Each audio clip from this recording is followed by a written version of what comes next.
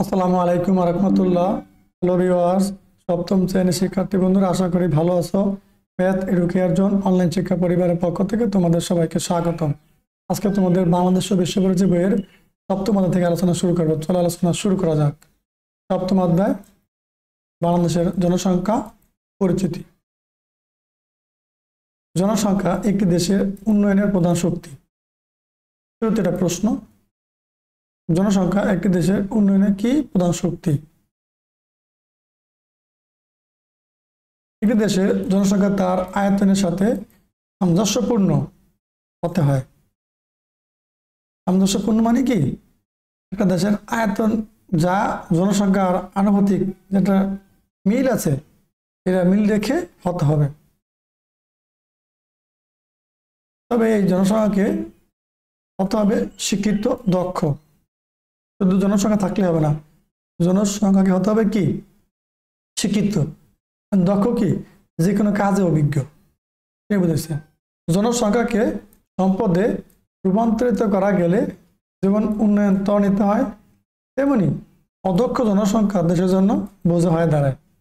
বলছে যারা শিক্ষিত এবং কাজ জানে বুঝে, তাদেরকে কাজে নিয়োগ দেওয়া হয়, তারা দেশের উন্নয়ন ত্বরান্বিত হয়। আর যারা অদক্ষ জনসংখ্যা, তারা দেশের বোঝা হয়ে দাঁড়ায়। এই অধ্যায়ে আমরা বাংলাদেশের জনসংখ্যার বিভিন্ন দিক সম্বন্ধে জানতে পারবো। ঠিক আছে, এই অধ্যায় শেষে আমরা কি শিখবো? প্রিয় শিক্ষার্থীরা, তুমি রিডিং পড়ে নিবা। আমি পার্ট 1 থেকে আলোচনা শুরু করব। বাংলাদেশ সহ আঞ্চলিক কয়েকটি দেশের জনসংখ্যার তুলনা। যে বাংলাদেশ সহ আমাদের বাংলাদেশের আশেপাশে কয়েকটি দেশ আছে দক্ষিণ এশিয়ার, এই দেশের কার কি অবস্থান, কার কি আয়তন, জনসংখ্যা কত, এগুলো জানবো। খেয়াল করো। প্রথমে, বাংলাদেশ পৃথিবীর অন্যতম ঘনবসতিপূর্ণ দক্ষিণ এশিয়ার একটি উন্নয়নশীল দেশ। খেয়াল করো, এখানে প্রশ্ন আছে, বাংলাদেশ পৃথিবীর কিরকম দেশ? উন্নয়নশীল দেশ। অন্যতম কি? ঘনবসতিপূর্ণ মানে কি? আমাদের দেশে জনসংখ্যা বেশি, এর মধ্যে কি ঘনবসতি, যেখানে এই ঘনবসতি মানে কি? যেখানে এক জায়গায় অনেক জনসংখ্যা বাস করে। আবার দেখো আর চমৎকার প্রশ্ন, দেশটি দ্রুত মধ্যম আয়ের দেশের দিকে এগিয়ে যাচ্ছে। এদেশের আয়তন কত? 1,47,570 বর্গ কিলোমিটার। ঠিক আছে, বাংলাদেশের মানে এদেশ আগো আমাদের বাংলাদেশের আয়তন খেয়াল রাখবা।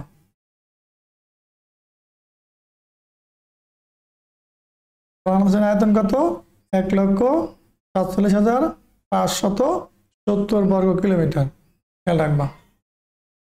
2022 সালের আদমশুমারি অনুযায়ী মোট জনসংখ্যা 16,98,28,911 জন। 2022 সালে যে আদমশুমারি করেছে, সেই আদমশুমারি অনুযায়ী বাংলাদেশের মোট জনসংখ্যা 16,98,28,911 জন এবং প্রতি বর্গ কিলোমিটারে বাস করে 1,119 জন। 2022 সালের আদমশুমারি অনুযায়ী প্রতি বর্গ কিলোমিটারে 1,119 জন লোক ঘরে বাস করে। 2015-16 সাময়িক সালে জনসংখ্যা ছিল 15,99,00,000। 2015-16 বর্ষিক মানে যে সাময়িক বার্ষিক হিসাব আছে, সেখানে ছিল 15,99,00,000। বর্তমান জনসংখ্যার বার্ষিক বৃদ্ধির হার 1.22%, যা 2001 সালে ছিল 1.59%। মানে কি? এটা পার্সেন্ট বলতে পারো। বর্তমান জনসংখ্যা বৃদ্ধির হার কত? 1.2%। 2 মানে 20। ঠিক আছে, এখানে আছে 2 22%, মানে 1.22%। মানে কি? সরাসরি বলতে পারে, পার্সেন্ট আকার বলতে পারে কি 1.22% অথবা 1.22%। ঠিক আছে, 2001 সালে ছিল 1.59%, যদিও দশমিকের পরে সংখ্যাটা ভেঙে ভেঙে পড়তে হয়, 1.59%। ঠিক আছে, অথবা পরীক্ষা এরকম আসতে পারে, 2001 সালে জনসংখ্যা কত ছিল? জনসংখ্যা বৃদ্ধির হার কত ছিল? 1.59%। মানে পার্সেন্ট, খেয়াল রাখবা।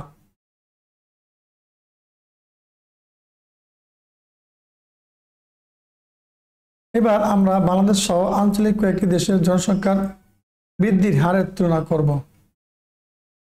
দেখো, বাংলাদেশ সহ আঞ্চলিক কয়েকটি দেশের জনসংখ্যার বৃদ্ধি তুলনামূলক চিত্র। দক্ষিণ এশিয়ার দেশসমূহ বাংলাদেশ, ভারত, নেপাল, পাকিস্তান, শ্রীলঙ্কা, আফগানিস্তান, ভুটান, মালদ্বীপ এবং দক্ষিণ এশিয়ার দেশ 5 বছরে জনসংখ্যা বৃদ্ধির হারের তুলনামূলক চিত্র। তোমরা এটা খুব ভালোভাবে পড়বে, এখান থেকে তোমাদের প্রশ্ন আসবে। ঠিক আছে, এখান থেকে তোমাদের বহু নির্বাচনী প্রশ্ন আসবে পরীক্ষায়। যে 2000 সাল থেকে 2005 সালে বাংলাদেশের জনসংখ্যা বৃদ্ধির হার কত ছিল? 1.70। ভারত ছিল 1.65, নেপাল ছিল 1.47, পাকিস্তান ছিল 2.07, শ্রীলঙ্কা ছিল 0.78, আফগানিস্তান ছিল 4.28, ভুটান ছিল 2.87, মালদ্বীপ ছিল 1.68, সবচেয়ে কম ছিল শ্রীলঙ্কায়। তারপর দেখো 2005 থেকে 2010 এই 5 বছর কি ছিল? বাংলাদেশে 0.18। পরীক্ষায় উল্লেখ করা থাকবে, যে প্রশ্ন আসে তাহলে এইটা উল্লেখ করা থাকবে, যে এটুকু। এইগুলো উল্লেখ না করতে তুমি করতে পারবা না, আশা করতে পারবা না। ভারত ছিল 1.46, নেপাল ছিল 2.05, ছিল 2.07। এটা পড়বো কি তোমরা এখান থেকে দেখে নিবে, এখান থেকে প্রশ্ন আসবে MCQ। উপরে সারণীর তথ্য বলে বিশ্লেষণ করলে দেখা যায় বাংলাদেশের জনসংখ্যা বৃদ্ধির হার শ্রীলঙ্কা ও নেপালের তুলনায় বেশি। অন্যদিকে ভারত, পাকিস্তান, আফগানিস্তান, ভুটান, মালদ্বীপের তুলনায় বাংলাদেশের জনসংখ্যা বৃদ্ধির হার কম। যেখান থেকে বলছে কাছ থেকে বেশি শ্রীলঙ্কা আর নেপালের তুলনায় বেশি, কিন্তু ভারত, পাকিস্তান, আফগানিস্তান, ভুটান, মালদ্বীপের তুলনায় কি জনসংখ্যা বৃদ্ধির হার কম। জনসংখ্যার এই বৃদ্ধির হার নির্ভর করে উক্ত দেশের জন্মহার, মৃত্যুহার ও অন্যান্য কারণের উপর। বাংলাদেশ সহ আঞ্চলিক কয়েকটি দেশের জনসংখ্যার ঘনত্বের তুলনামূলক চিত্র এখানে দেওয়া হলো। মালদ্বীপ, দেখো প্রতি বর্গ কিলোমিটার কতজন লোক বাস করে?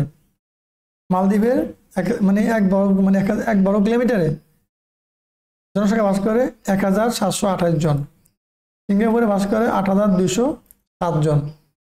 বাংলাদেশে বাস করে 1119 জন। ভারতে বাস করে 427 জন। শ্রীলঙ্কায় বাস করে 338 জন। জাপানে বাস করে 330 জন। এক বর্গ কিলোমিটার এলাকায় জাপানে বাস করে মাত্র 330 জন। আর সবচেয়ে বেশি বাস করে 8207 জন সিঙ্গাপুরে। সিঙ্গাপুরের নগর রাষ্ট্র, ছোট রাষ্ট্র। বিশেষ করে বাংলাদেশে পরীক্ষা আসতে পারে তোমাদের জন্য, যে বাংলাদেশে প্রতি বর্গ কিলোমিটারে জনসংখ্যা বাস করে কতজন? বর্তমানে 1119 জন। উপর সারি থেকে দেখা যায় বাংলাদেশের জনসংখ্যা ঘনত্ব ভারত, শ্রীলঙ্কা, জাপান থেকে প্রায় 3 গুণ বেশি, অর্থাৎ এটি একটি ঘনবসতিপূর্ণ দেশ। নিচের কোনটি ঘনবসতিপূর্ণ দেশ? পরীক্ষা প্রশ্ন আসবে। বাংলাদেশ। ঠিক আছে, কাজ দেখো কি বলছে। পরে পৃষ্ঠার মানটি বিশ্লেষণ করো। যে কথা বলছে কি বলছে? বাংলাদেশের বিভিন্ন বছরের আদর্শবাড়ি অনুযায়ী জনসংখ্যা বৃদ্ধির হার। দেখো আদর্শবাড়ির বছর জনসংখ্যা বৃদ্ধির হার এই পার্সেন্টে দেওয়া আছে। 1974 সালে ছিল 2.48%। 1981 সালে ছিল 2.35%। 1991 সালে ছিল 2.17%। 2001 সালে ছিল 1.59%। 2011 সালে ছিল 1.37%। 2022 সালে ছিল 1.22%। ঠিক আছে, আমরা কিছুক্ষণ আগে পরে আসছে উপরে জনসংখ্যা বৃদ্ধির হার বলা তো শতাংশ, আমি বলছিলাম পার্সেন্ট আসতে পারে। 2022 সালে জনসংখ্যা বৃদ্ধির হার ছিল কত? 1.22, এই যে পার্সেন্ট, বাংলায় শতাংশ আসতে পারে। আর 2 কি বলছে? জনসংখ্যার পর নির্ভরশীলতা। জনসংখ্যার পরিবর্তনশীল অবস্থাকে জনসংখ্যার পর পরিবর্তনশীলতা বলা হয়। কি বলছে? জনসংখ্যার পরিবর্তনশীল অবস্থাকে জনসংখ্যার পরিবর্তনশীলতা বলা হয়। চমৎকার প্রশ্ন। পরিবর্তনশীলতা জনসংখ্যার অন্যতম বৈশিষ্ট্য। জনসংখ্যা আসলে পরিবর্তনশীলতা মানে কি? পরিবর্তন হবে, পরিবর্তনশীল। জনসংখ্যার এই পরিবর্তন প্রধানত জন্মহার, মৃত্যুহার, স্থানান্তর ও সামাজিক গতিশীলতার উপর নির্ভর করে। জনসংখ্যার পরিবর্তন হবে কিসের উপর নির্ভর করে? জন্মহার, মৃত্যু হার, স্থানান্তর, সামাজিক গতিশীলতার উপর নির্ভর করে, সে কথা বলে এখানে বলছে। জনসংখ্যার পরিবর্তনের এই বিষয়গুলো বয়স, লিঙ্গ, বিবাহ, সমাজ কাঠামো, ধর্মীয় মূল্যবোধ, শিক্ষা, পেশা প্রবৃত্তির উপর নির্ভরশীল। দেখছো, জনসংখ্যার যে বিষয়গুলো আছে পরিবর্তনের, এগুলো বয়স, লিঙ্গ, বিবাহ, সামাজিক সমাজ কাঠামো, ধর্মীয় মূল্যবোধ, শিক্ষা, পেশা প্রবৃত্তির উপর নির্ভরশীল। যেটা খেয়াল করা, যারা শিক্ষিত এবং যারা যে কি বলছে শিক্ষা বোঝে, জানে, তাদের কিন্তু ফ্যামিলি, পরিবার ছোট হয়। একটি দেশের জনসংখ্যার বয়স কাঠামোকে 3 ভাগে ভাগ করা যায়। প্রশ্ন আসতে পারে, একটি দেশের জনসংখ্যার বয়স কাঠামো 3 ভাগে ভাগ করা যায়: যুবক, প্রাপ্তবয়স্ক ও বৃদ্ধ। ঠিক আছে, কোন বয়সে একটি ছেলে বা মেয়ের বিয়ে হচ্ছে তার উপর স্থূল জন্মহার নির্ভর করে। খেয়াল করো, স্থূল জন্মহার নির্ভর করে কার উপরে? ছেলে বা মেয়ের কোন বয়সে বিয়ে হচ্ছে তার উপর নির্ভর করে। কোন দেশে বাল্যবিবাহ বেশি হলে সেই দেশের জন্মহার বেশি হবে। কোন দেশে বাল্যবিবাহ বেশি হলে দেশের জন্মহার বেশি হবে। যেমন আমাদের বাংলাদেশের জন্মহার বেশি, বাল্যবিবাহ বেশি। জন্মহার কিংবা মৃত্যু একটি দেশের জনসংখ্যার কাঠামোকে পরিবর্তন করে থাকে। জন্মহার কিংবা মৃত্যুর হার একটি দেশের জনসংখ্যার কাঠামো পরিবর্তন করে থাকে। কারণ কি, মৃত্যু বেশি হলে জনসংখ্যা হার কমবে, আর জন্ম বেশি হলে জনসংখ্যার হার বাড়বে, সেটা বুঝেছি। সুতরাং জনসংখ্যার পরিবর্তনশীলতা বলতে বোঝায় জনসংখ্যার কাঠামো পরিবর্তনকে। এখানে প্রশ্ন আছে, এই যে জনসংখ্যার পরিবর্তনশীলতা বলতে বোঝায় জনসংখ্যার কাঠামোর পরিবর্তনকে। বুঝে বুঝে সুন্দর করে পড়তে হবে, কিন্তু এগুলো থেকে প্রশ্ন আসবে, কোনো শ্রেণীর কোনো প্রশ্ন আসবে না, ভিতর থেকে আসবে। জনসংখ্যার এই কাঠামো পরিবর্তনের সাথে কতগুলো বিষয় জড়িত, যেমন ভৌগোলিক পরিবেশ, জলবায়ু, প্রাকৃতিক সম্পদ, ভূমিরূপ, উন্নত যোগাযোগ ব্যবস্থা, শিক্ষা, উন্নত চিকিৎসা ও স্বাস্থ্যসেবা প্রবৃত্তি। এগুলো তাদের পরিবর্তনশীলতার সাথে জড়িত।